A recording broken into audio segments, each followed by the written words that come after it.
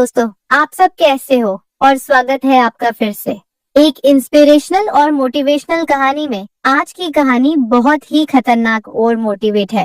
इस कहानी में बहुत मजा आने वाला है, अंत तक जरूर सुनिए। मैंने अपनी अलमारी से ताकत वाली गोली निकाली जो कभी कभार अभिषेक लेते थे और मैं किचन में चली गई। मैंने हल्दी बादाम वाला दूध बॉयल किया और उसमें एक गोली डाल दी ताकि अभिषेक को थोड़ी ताकत मिल सके। ऐसा करते करते रात के 10 बज चुके थे। फिर मैंने जल्दी से दूध का गिलास लिया और अभिषेक के कमरे में चली गई। अभिषेक बड़े ध्यान से मेरा इंतजार कर रहे थे। जैसे ही मैं अंदर आई, अभिषेक खड़े हो गए और मुझे देखने लगे। जब वह कुछ नहीं बोला तो मैंने ही पूछ लिया, ऐसे क्या देख रहे हो, बताओ मैं कैसी लग रही हूँ। अभिषेक ने संकोच में कहा, मौसी, मन तो ऐसा कर रहा है कि आपको अभी खा जाऊं। मैंने हंसते हुए उसे दूध का गिलास पकड़ा दिया और कहा, मुझे खाने की जरूरत नहीं है, बस तुम इसे पी लो। अभिषेक ने जल्दी से गिलास पकड़ा और एक सांस में दूध पी गया। दूध पीते ही मेरी हाय दोस्तों, तो चलिए आपको जल्दी से शुरू से कहानी सुनाती हूँ। मेरा नाम दीपिका है। मेरी उम्र 28 साल है, लेकिन मेरा दिल हमेशा युवा रहता है और मेरी हाइट लगभग 5 फीट 3 इंच की ऊंचाई के साथ। जब मैं साड़ी पहनती हूँ तो जैसे सब कुछ ठहर जाता है। मेरी सुंदर रंगत पर जब सूरज की किरणें पड़ती हैं तो लगता है मानो मैं एक चांदनी रात में घूम रही हूँ। अब बात करते हैं मेरे 21 साल के भतीजे की, जो मेरा हो गया है। उसकी मासूमियत और उत्साह ने मेरे मन में एक हलचल सी मचा दी है। जब वह मेरी तरफ देखता है तो उसकी आंखों में वह खास चमक होती है, जैसे वह किसी खूबसूरत ख्वाब को देख रहा हो। कभी वह मुझसे कहता है, मौसी, आज आप सच में बहुत सुंदर लग रही हैं। इसलिए मेरे पति कभी कभी दिन में ही मेरा पूजन कर देते हैं। हम शहर में रहते हैं क्योंकि मेरे पति सरकारी नौकरी करते हैं। मेरी 1 साल की एक बेटी भी है, इसलिए दूध की थैलियां भी बड़ी है। मैं अपने पति का आशीर्वाद समझकर रोज लेती थी। भले ही हमारी शादी को 9 साल हो चुके थे, लेकिन मेरे पति अभी तक मुझे अच्छा प्यार करते थे। वैसे आमतौर पर उसका रंग काला ही होता है, लेकिन मैं बहुत साफ सफाई रखती थी और कभी कभार मेकअप भी कर लिया करती थी। पिछले महीने कुछ ऐसा हुआ जिसका हमें बिल्कुल अंदाजा नहीं था। शाम को मेरे पति साहिल घर आ रहे थे। उनके किसी दोस्त की बर्थडे पार्टी थी, इसीलिए दोस्तों ने उन्हें थोड़ी पिला दी थी और वह बाइक से घर लौट रहे थे। आते वक्त उनका एक्सीडेंट हो गया। इस हादसे में उनके एक पैर में फ्रैक्चर हो गया और डॉक्टर ने कहा कि सही होने में कम से कम 6 से 9 महीने लगेंगे। यह सुनकर मेरा मन टूट गया। साहिल का दर्द भले ही शारीरिक था, लेकिन मेरे मन में एक गहरी चिंता का सागर उमड़ आया। जब मैंने उन्हें अस्पताल में देखा, उनकी आंखों में दर्द का साया था। मैंने तुरंत उनके पास जाकर उनका हाथ थाम लिया। इसी वजह से मेरी दीदी और मेरा भतीजा अभिषेक उन्हें संभालने के लिए आए थे। मेरे जीजा जी और दीदी तो वापस चले गए, लेकिन अभिषेक ने साहिल को यहाँ रुकने के लिए कह दिया क्योंकि वह ठीक से खड़े भी नहीं हो पा रहे थे। मुझे ही बाजार से सामान लाने और बाहर के काम करने पड़ते थे, इसीलिए मैंने अपनी बहन को कहकर अभिषेक को कुछ दिन रुकने के लिए बोल दिया। अभिषेक मान गया और बहुत खुश हो गया। अभिषेक मेरे कान तक ही आता था, शरीर भी ठीक ठाक था और रंग भी सामान्य था। अभिषेक ज्यादा बिगड़ी किस्म का लड़का नहीं लग रहा था और मैं भी खुश थी कि कोई तो आया जो मेरी मदद कर सके। आज अभिषेक मुझसे थोड़ा थोड़ा शर्मा रहा था क्योंकि वह शादी के बाद मुझसे पहली बार मिला था। रात को जब मैं साहिल को खाना खिला रही थी, तब अभिषेक भी हमारे पास बैठा था। फिर अभिषेक अपने कमरे में जाकर समय पर सो गया था। साहिल के चेहरे पर थोड़ी राहत थी, लेकिन वह अभी भी दर्द में था। तभी मेरी अंदर की भावनाएं बाहर निकल पड़ी। मैंने साहिल के पास बैठकर कहा, वह भी क्या दिन थे जब आप रोजाना भूत मारा करते थे। साहिल ये सुनकर मुस्कुराने लगे। क्या हो गया मेरी रानी, आज तो पूरी मजे में लग रही हो। मैंने कहा, नहीं जी, आपको तो मजाक लग रहा है और इधर मेरी बुरी हालत हो रखा है। सच बताओ तो इस भूत ने मेरा बुरा हाल कर दिया है। मेरे पति बोले, मैं तुम्हारा दर्द समझता हूँ दीपिका, मेरा भी बहुत मन करता है, लेकिन क्या करूं, मैं तो ठीक से खड़ा भी नहीं हो सकता। बस थोड़े दिन और निकाल दो, फिर देखना मैं इस भूत का क्या हल करता हूँ। तभी मैंने कहा, थोड़े दिन नहीं, पूरे 6 महीने बाकी है प्लास्टर उतरने में, और मेरा तो 1 महीने में ही यह हाल हो गया। पता नहीं आगे के दिन कैसे कटेंगे। मेरे पति मेरी उदासी दूर करने के लिए बोले, चलो वो नहीं तो कम से दूध ही पिला दो, डॉक्टर ने भी कहा है। तभी मैंने हंसते हुए कहा, आपके नसीब में तो वह भी नहीं है, क्योंकि आपकी बिटिया रानी ने पी लिया है। हम दोनों जोर जोर से हंसने लगे। मेरे पति मुझे खुश रखने की पूरी कोशिश करते थे, लेकिन मैं क्या करूं, सब बेकार था। थोड़ी देर बाद साहिल सो गए, क्योंकि उनकी दवाइयों में नींद की गोलियां भी थीं। लेकिन मुझे नींद कहाँ आ रही थी, इसीलिए मैं खड़ी होकर अभिषेक को देखने चली गई कि वह सोया है या नहीं। लेकिन अभिषेक अभी तक जाग रहा था और मोबाइल देख रहा था। मैंने उसके कमरे में जाकर कहा, क्या हुआ अभिषेक, 11 बज चुके हैं और तुम अभी तक नहीं सोए, लगता है तुम्हारे मन नहीं लग रहा है। अभिषेक उठकर बैठ गया और बोला, नहीं मौसी, ऐसी बात नहीं है, बस यूं ही फोन देखते देखते लेट हो गया। फिर अभिषेक ने पूछा, मौसी आप भी तो नहीं सोई? मैंने कहा, मुझे तो आजकल नींद ही नहीं आती। अभिषेक ने पूछा, क्यों, क्या बात हो गई? मैंने हंसते हुए कहा, नहीं नहीं, वह मैं तुम्हें नहीं बता सकती, जब तुम्हारी शादी होगी तो तुम्हें खुद ही पता चल जाएगा। मेरे मुंह से ऐसा सुनते ही अभिषेक ने अपनी नजरें नीचे झुका ली और अंदर ही अंदर मुस्कुराने लगा। तभी मैंने कहा, अरे तुम तो इतनी सी बात पर शर्मा गए। अच्छा बताओ, अभी तक कोई लड़की पटाई है या नहीं? अभिषेक कुछ नहीं बोला, उसे अभी भी शर्मा रही थी। तभी मैंने उसका हाथ पकड़ा और कहा, अरे पागल, अपनी मौसी से इतना मत शर्माओ। वह धीरे से बोला, मौसी सच बताओ तो ऐसी बातें मैंने अभी तक अपने दोस्तों से भी नहीं की हैं। मैंने कहा, अच्छा तो मुझे अपना दोस्त ही समझ लो ना, क्योंकि मुझे ऐसी बातें करने में बहुत मजा आता है। अभिषेक ने कहा, हाँ मौसी, एक थी, लेकिन उसने अभी मेरे से दोस्ती तोड़ दी है। मैंने पूछा, तुमने उसकी पिटाई तो कर दी होगी ना? अभिषेक बोला, नहीं मौसी, सच बताऊं तो मैंने उसे ढंग से टच भी नहीं था। मैंने मुंह बनाते हुए कहा, तुम तो बड़े भोले हो अभिषेक। चलो कोई बात नहीं, अब तुम मेरे पास आ गए हो तो मैं तुम्हें सब सिखा दूंगी। मैं बातें करते करते अभिषेक के कमरे में ही सो गई थी। सुबह जब मेरी आंखें खुली तो अभिषेक बेड पर बैठा हुआ मुझे ही निहार रहा था। मेरे उठते ही अभिषेक ने मुझे गुड मॉर्निंग बोला। जब मैंने पूछा, क्या देख रहे हो, तो वह बोला, मौसी आप सच में बहुत खूबसूरत हो। मैंने मुस्कुराते हुए बोली, अच्छा तो अब तुम सुबह सुबह खूबसूरती का नजारा ले रहे हो और रात को तो बड़े शर्मा रहे थे। अभिषेक मुस्कुराकर पूछने लगा, मौसी आप बुरा ना मानो तो एक बात पूछ सकता हूँ? मैंने कहा, अरे पागल, मैं क्यों बुरा मानूंगी, पूछो क्या पूछना है।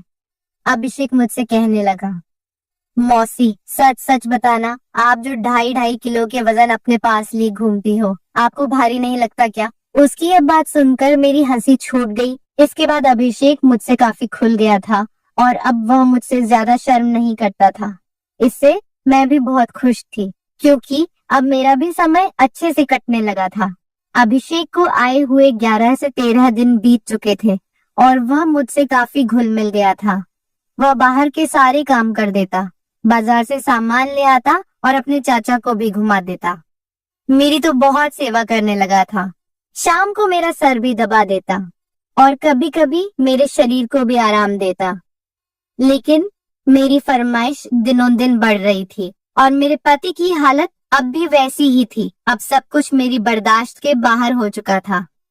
मैंने सोचा कि अब तो अभिषेक ही है जो मेरी हेल्प कर सकता है। वैसे मेरे पड़ोस में भी 3 लड़के रहते थे जो स्टडी करते थे। वे भी मुझे देखते थे।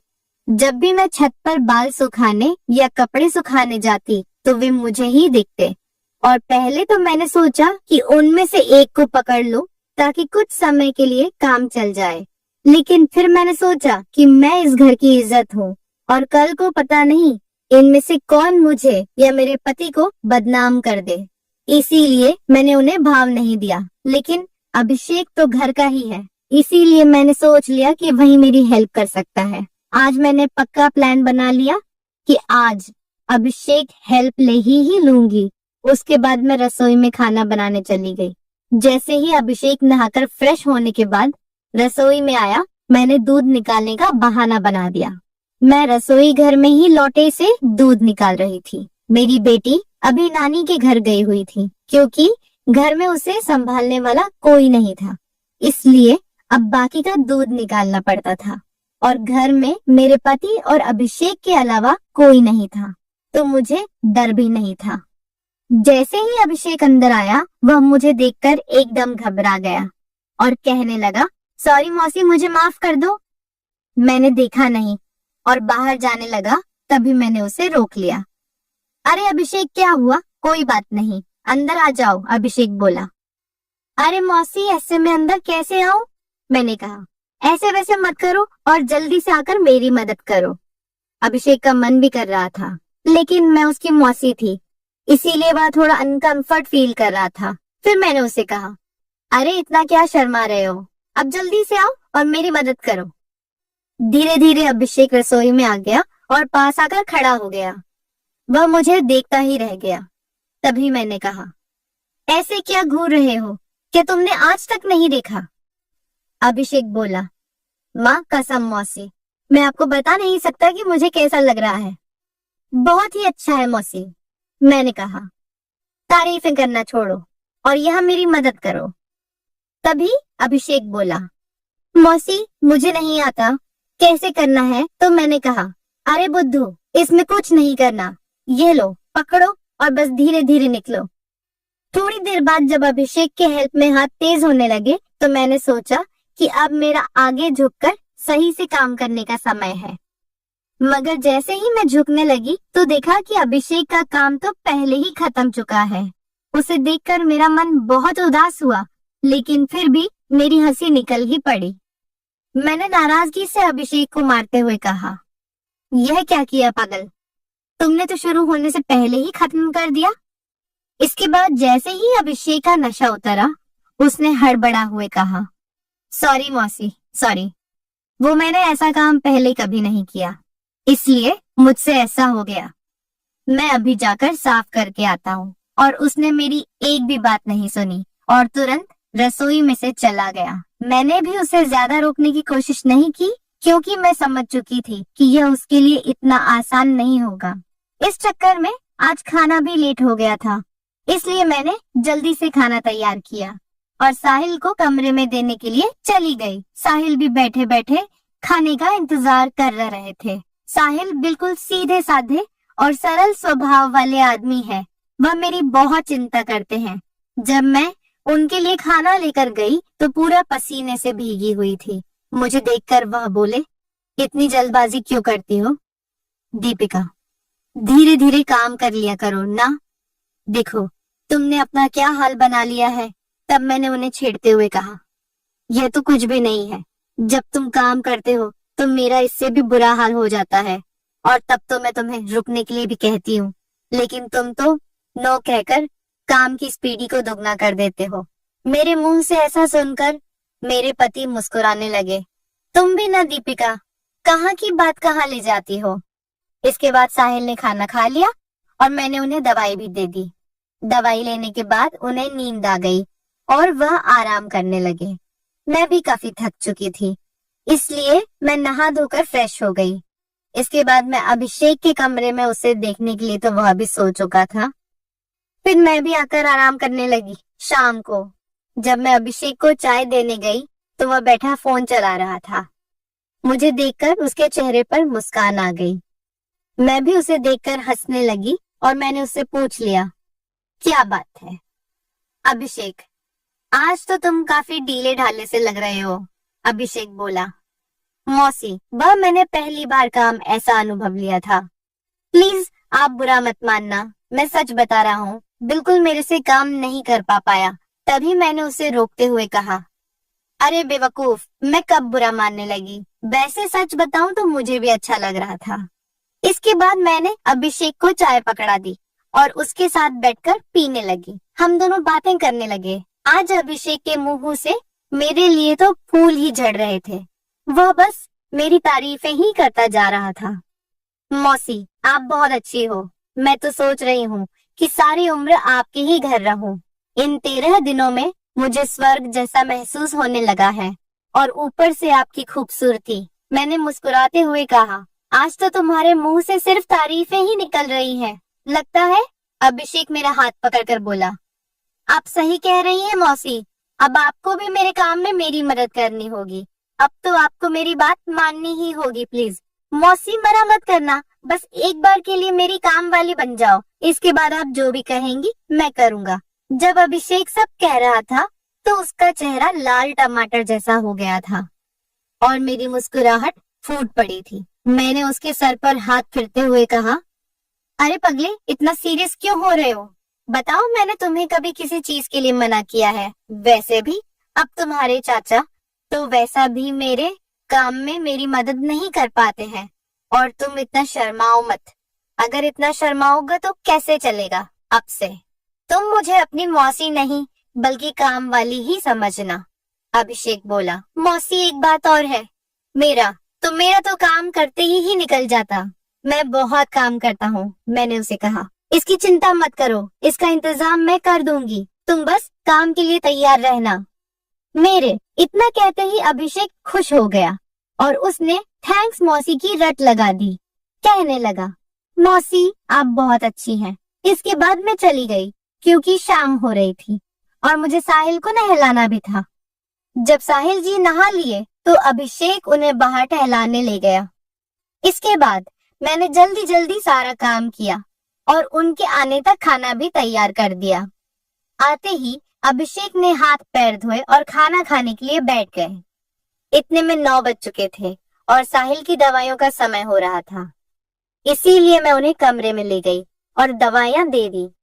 साहिल की मेडिसिन में नींद की गोलियां भी थी ताकि उन्हें ज्यादा दर्द ना हो और आसानी से नींद आ जाए। साहिल दवाइयां लेकर जल्दी ही सो गए। मैं उनका सर दबा रही थी। जैसे ही मुझे पता चला कि साहिल सो चुके हैं, मैं नहाने चली गई।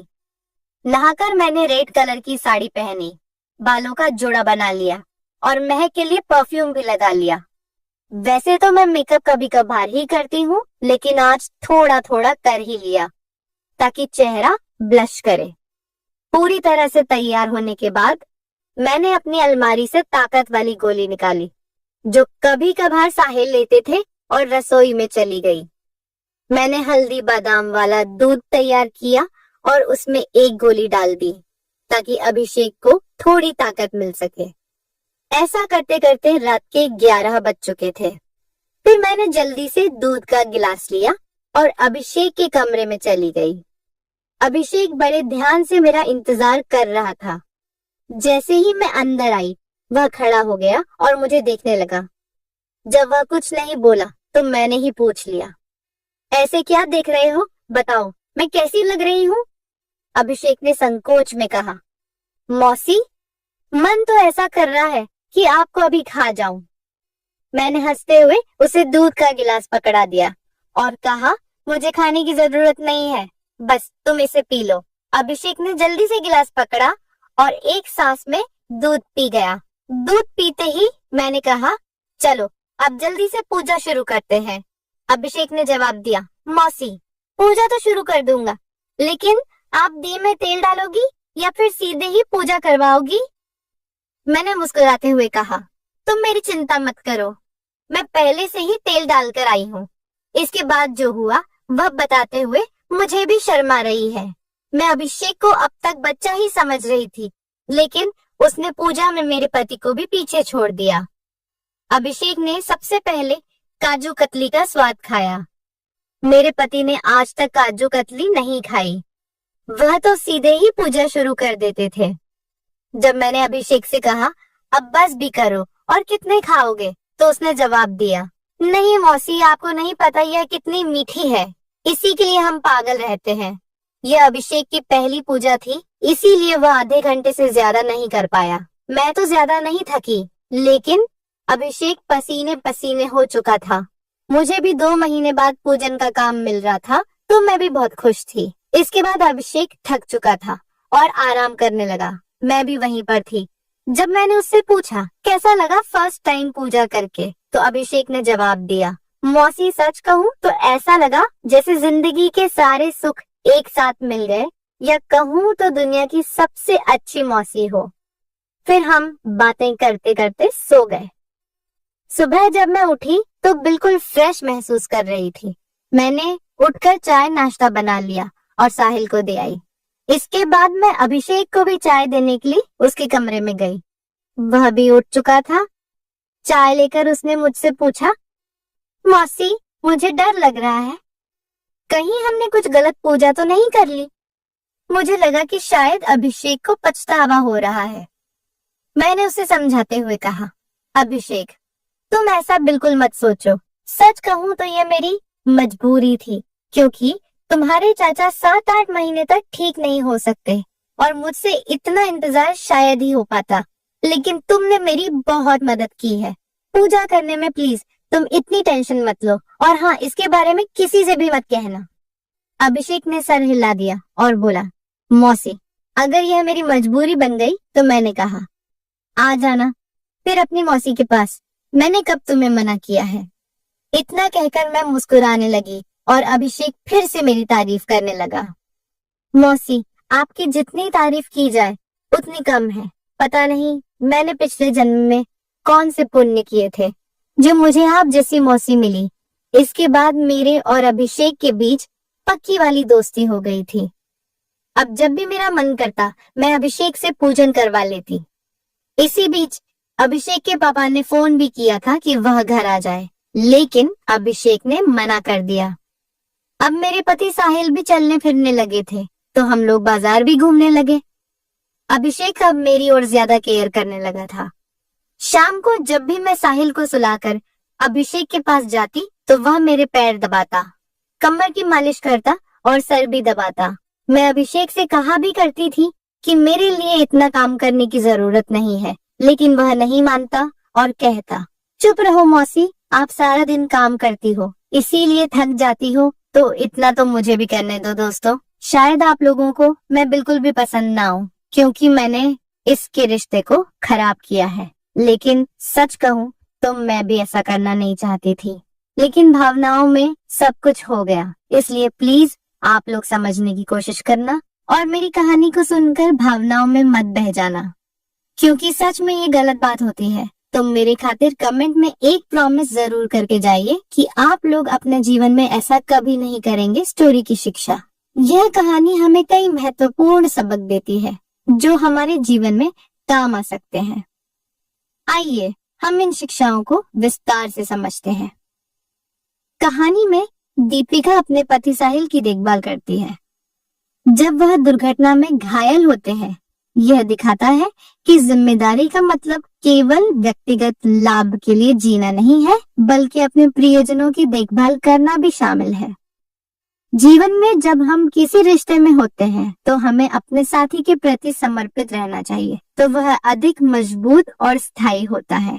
हमें अपने रिश्तों में ईमानदार रहना चाहिए और एक दूसरे पर विश्वास करना चाहिए। तो दोस्तों आपको यह कहानी कैसी लगी कमेंट में हमें जरूर बताएं, और अगर चैनल पर पहली बार आए हो तो चैनल को सब्सक्राइब करना न भूलें।